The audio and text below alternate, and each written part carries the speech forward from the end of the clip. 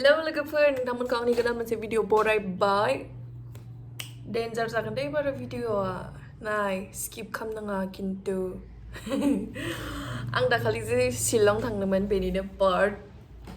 3 video आरोना आङो edit खालामनो टाइम मोनथाराखै बे साननैसो एसे बेस्थ' दङ आरोना बेनिखायनो माने बेयो शिलंनि आंनि लास्ट पार्ट जागोन आरो पार्ट 3 भिडिअ बे पार्ट भिडिअआव आं खालि बेरायनायनिल'सो लानानै फैदों मानोना आङो बेरायनोल' थांखादोंमोन साननैनि थाखाय होमबा नोंथांमोना आंनि भिडिअखौ नायलांबाय थादो Not sure. Anjam alternative. Bagi ko na siya. जों 5 डेजनि थाखाय जि जायगायाव थादोंमोन बेखौ नागारनानै जोङो ओंखारबोबाय ओमफ्राय नै मेन रड मोनबाय मेन रडनिफ्राय जोङो शिलं फारसे दावखोलांबाय माने मेन शिलं आरोना जोंनिया बे बरापानिनि सिगाङावनो मोनोमोन आरो जों जि जायगायाव 5 डेजनि थाखाय थादोंमोन बेनिफ्राय जोङो 5 डेजनि माबाया प्रग्रामा जोब्बाय नालाय ओमफ्राय लोगोफोर ज'हैनो जोङो बेरायनो थांसै होननानै प्लेन खालामबाय आरोना ओमफ्राय थांबाय जोङो साननै थांनाय सानसे आरो नेक्स्ट दिना सानसे बे दिनानो माने बेलासि फैफिनदों आरो जोंहा ओमफ्राय नै लामाया जि समायना न'आ जि समायनाथार वाव आरो नै नायलाय सोरगो फारसे थांनायफोरबायदि नुथारो नायलाय जि मोजां लामाया दिनैनि बे भिडिअआ खालि भिउ बेनिल'सो जासिगोन आंनि मोखांखौ गेजेर गेजेर नुगोन अबसे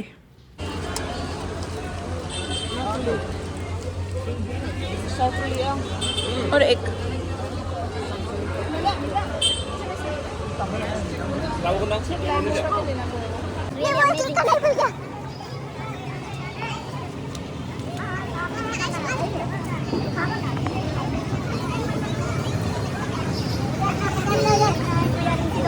Yes, Holy Moly,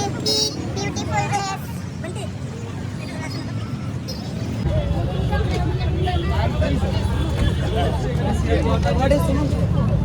अभी बोलो हम लोग अभी लाइटिंग जा रहे हैं. We'll be going and we'll have a lot of fun. Our 5-day convention is over and it was really nice. Although you can like थकान हो रहा है but मज़ा भी आ रहा है. बहुत ज़्यादा वेल राइट इतना ज्ञान ले लिया अभी उसको अभी थोड़ा एंजॉय करना है और अच्छे माइंड को रेस्ट करना है ठीक से एंजॉय करना है. बेनिफ्राय जोङो रुमाव जोंनि बुस्थु लागेजफोरखौ दोननानै जोङो लाइट लुम फारसे थांगासिनो वाव व्यू ही व्यू दिखेगा लेकिन मा जाखो मोनथिबायना नोंथांमोन आंनि खाफालासो हामामोन ना आंनि ग्रुपनि खाफालासो हामामोनथाय बेखौ दा भिडिअनि गेजेराव खोन्थागोन र' आङो नै ओमफ्राय जोंनि ड्राइभारखौ जोङो मेथाइ खननो थाखाय जि बुंबाय थादोंमोन आरोना खासि मेथाइ रोजाबनो थाखाय बड'लेण्डनिफ्राय नोंथांनिसिम रिकुवेस्ट फैदों मोनसे खासि मेथाइ रोजाबनांगौ होननानै ओमफ्राय लाजिबाय आरोना रोजाबनो रोङालै आं बाथरुमावबो दुगैबाबो रोजाबबावा होननानैसो खोन्थाबावबाय जेनेबा जोंनो ओमफ्राय दुखुनांथाव बाथ्रा जों खोनानो मोनासै मेथाइखौ खासि मेथाइखौ ओमफ्राय नै लाइट लुम मोनहैनाय सिगांनो फ्रि अखा हानायनि स्टार्ट जाबाय ओमफ्रायो जोङो थांनायानो मोनाबाय नालाय शिलंनिफ्राय ओंखारलांनायानो मोनाबाय ओमफ्राय नै सहैबाय जोङो मा नुखो नै बेनि थाखायनो आं दुखु होनदोंमोन व्यू देखने हैं लेकिन हम लोग को बस दुआ मिला कोई नहीं बहुत सुंदर होता है वहाँ तो कोई ऐसा भी लगना गर्मी है यहाँ पे बजा खाएगा अभी नहीं ठंडा जगह ना कौन है ये हम लोग के दोस्त है ना हाँ नाराज हाँ जों बेयाव बेरायनो फैदोंमोन नोंथांमोनखौबो बोरैबा लोगो मोनसनबाय माथो हेलौ बेयो सिबियारि जोंनि फंबाय हैंडसम गोजांबाय मेरे को सर्दी होने लगी तो वहाँ पे मोमो मिलता है चलो आंनिया ससमायानो नालाय We'll have some momo, chicken momos. Yes, do.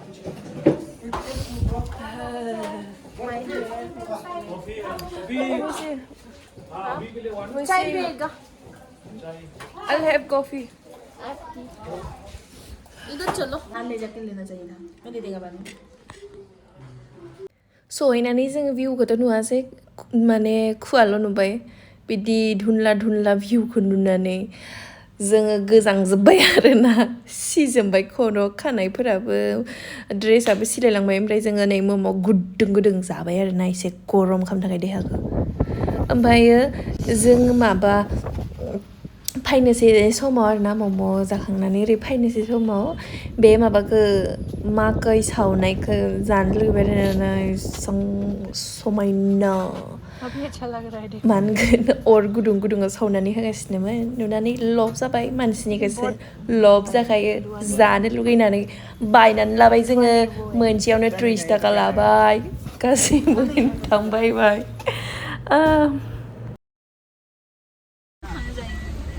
बोलो सब हाय बोलो हाय हाय हाय इससे वाले लोग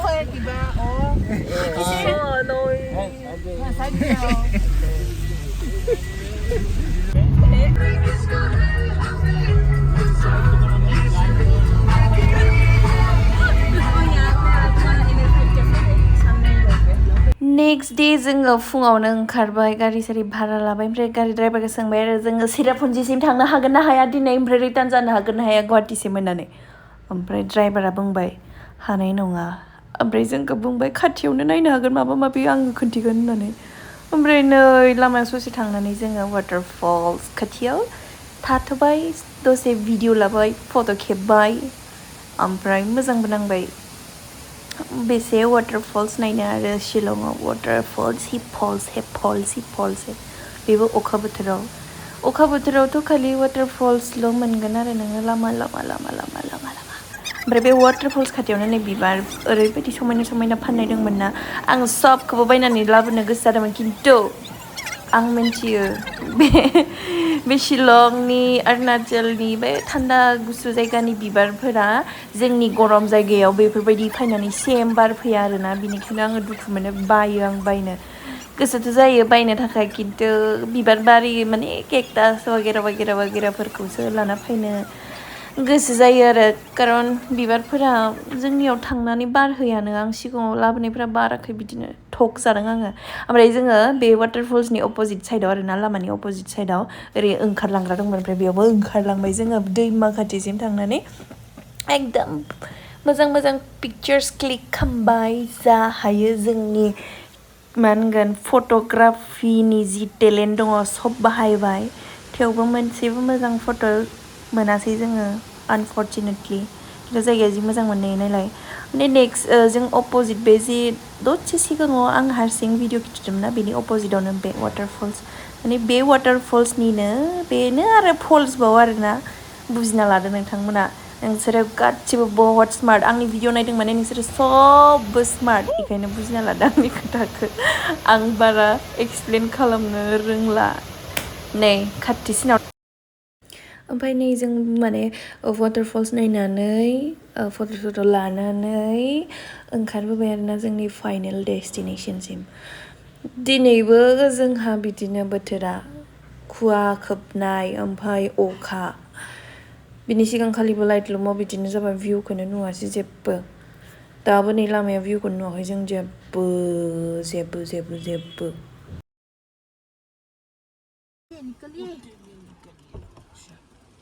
ये गेट है और ये टिकट काउंटर है नै बेनोमोन जोंनि फाइनेल डेस्टिनेशन जेराव जोङो सफैबाय बे जोंनि फाइनेल डेस्टिनेशननि मुङानो जाहैबाय केप गार्डेन बेयाव एन्ट्रि फिस 100 थाखा लादों माने गिदिर मानसिफोरनि थाखाय ओमफ्राय अखा हानायनि थाखाय बेयाव साथा आरो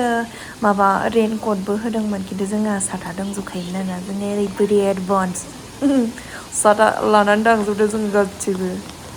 ओमफ्राय जों गावनि साथाखौनो लानानै बेरायहैबाय आरो बेयाव बिसोरनिफ्राय साथा आरो रेनकट लादोंबाथाय फैसा होनो गोनां जायो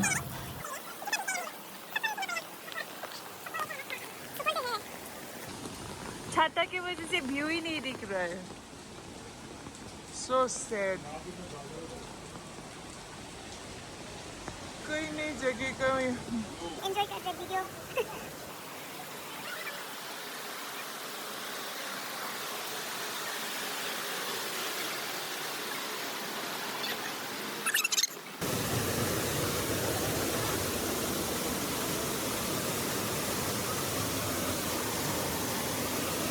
कैसे अंदर छाता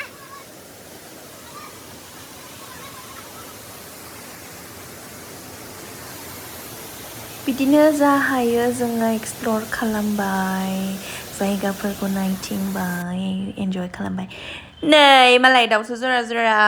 इसोरखौ नुबा दुखु नाङोलै जोंफोरा आयौ गोसो सिङाव एकदम दुखुआ जमा जायो आरोना सिंगोलफोरा बुजिनो हागोन माबायदि दुखु नाङो इदि जरा जरा बेरायनाय नुदोंबा नङा होमबा लोगोफोर कमेन्टआव बुंहर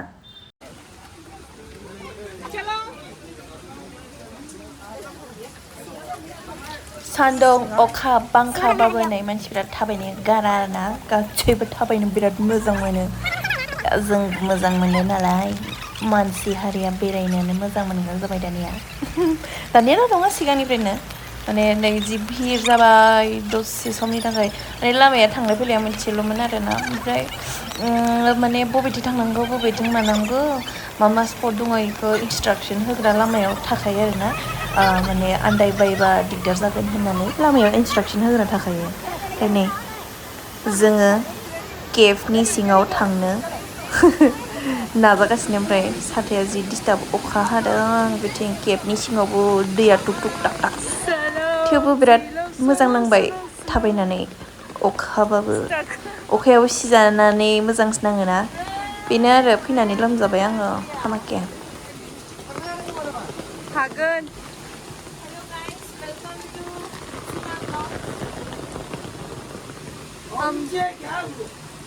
चलो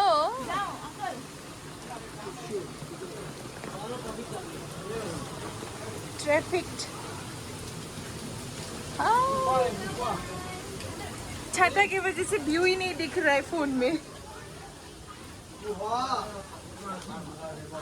गुफा के अंदर छाता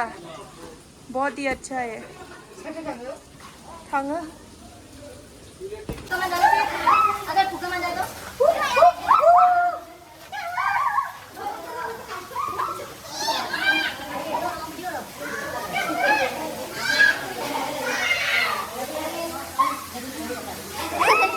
अपना घर में आके कैसे लग रहा है आपको कैसा लग रहा है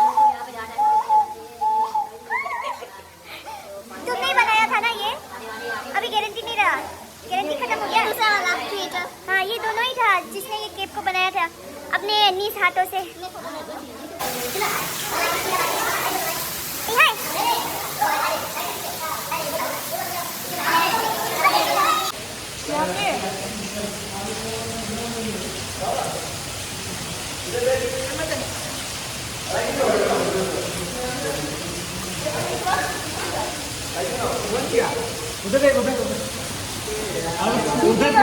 रुको ना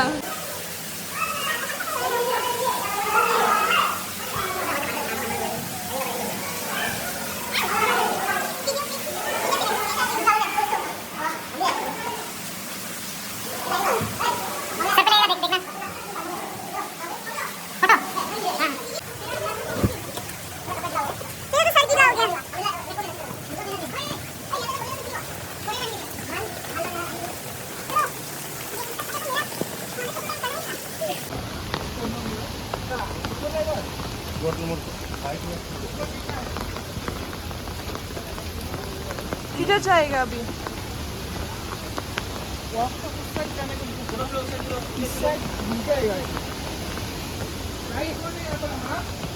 स्पॉट 5 है ये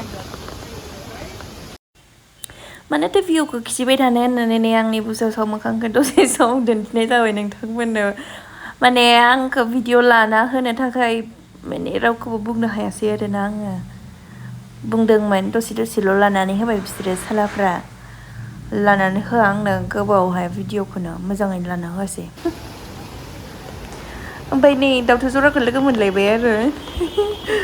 मालाय जि अनो जि अनखायो भिडिअ बनायो सादा हमना होयो माबा माबि खालामनाय इदिसो अनग्रा हौवा नांगौलाय आइयाव खाफाल नांगौ खाफाल इदि हौवा अनग्रा मोननोबो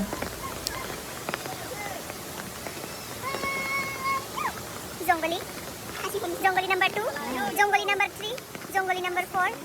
Jongoli number 5, and Jongoli number 6. नै बेराय आरो मोनसे वाटारफल्स नुबाय ओरैबायदि गोजौनिफ्राय गोग्लैदोंमोन नैबे मोनसे वाटारफला जि पुरा खाथियाव दै सारफावजोबनाय आरोना ओमफ्राय माने खाथिसिनाव थांबा जि मोजां नाङो बे दै गोग्लैबाय थानायनि ओरै साइडथिं थानानै ओरै नाहरनोबो हायो आरोना ओरै सिङाव खाथिसिमलागि थांनो हायो जि मोजां एक्सपिरियेन्स मोनबाय आङो बेयाव थांनानै थेंक्स टु दाइबर दादा ओमफ्राय दै एसे मा होनगोन गावनि मोखांखौबो दिन्थिलायनोसै नङा होमबा माथो भिउखौल' दिन्थिबाय थानो आंबो थांदोंमोन होननानै मिथिनाय नङा माथो भिउल' खिथिदोंबालाय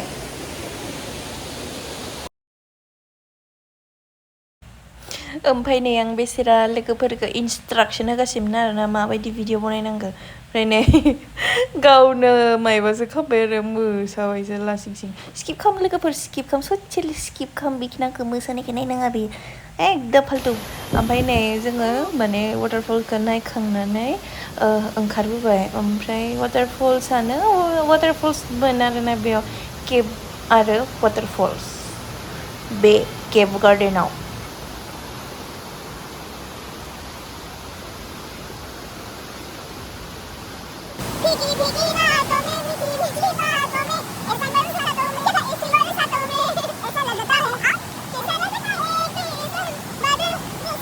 आरोबाव नै गाहायाव थांनानै वाटारफल्स नायनो थांबाय आरोना बे वाटारफल्सआ एसेबां गिदिर नङामोन फिसामोन खिन्थु बिनि लामाया जि गिथावनामोन एकदम पिस्ला बायदि खिन्थु पिस्ला नङामोन आरोना खिन्थु गिथावनामोन एकदम माने थाबायनो ग्रिप गैयैफोरबायदिमोन आरोना लामायानो थेवबो थांनानै मोजां नांबाय खारन एकदम दै खाथिसिमलागि थांनो हायोमोन आरोना बे वाटारफल्स मोनसेयाव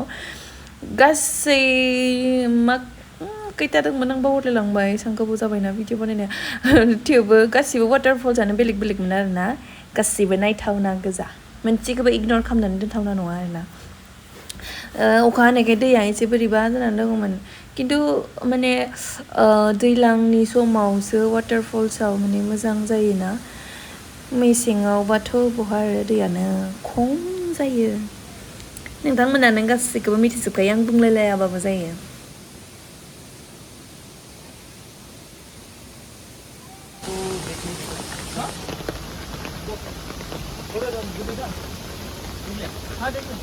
ओ ये हाँ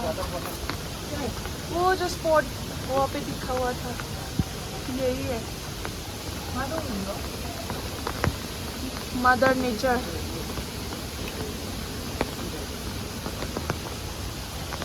इसको वो बेबी में जो बच्चा रहते हैं ना उससे दिख रही है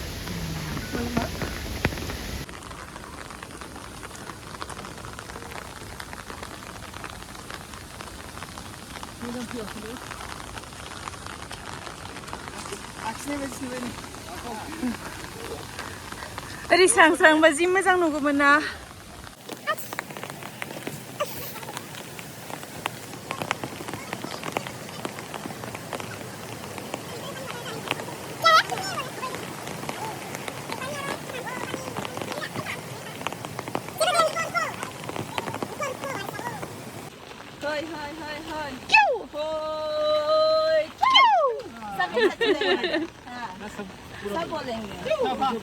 यस मिस कैप्टन प्लीज बोलिए हाय हाय हाय हाय क्यों हाय हाय हाय हाय क्यों थाबाय थाबाय मेंनानै उखैनानै जोङो मम' जाबाय भेज मम' ओमफ्राय ओंखारबोबाय आरो जोङो डाइरेक्ट गुवाहाटीनि थाखाय माने ओंखारबोखाबाय शिलंनिफ्राय ओंखारबोनो थाखाय जोङो रेडि जानानै ओंखारबोखाबाय डाइरेक्ट जोङो गुवाहाटी होननानै फैखाबाय आरोना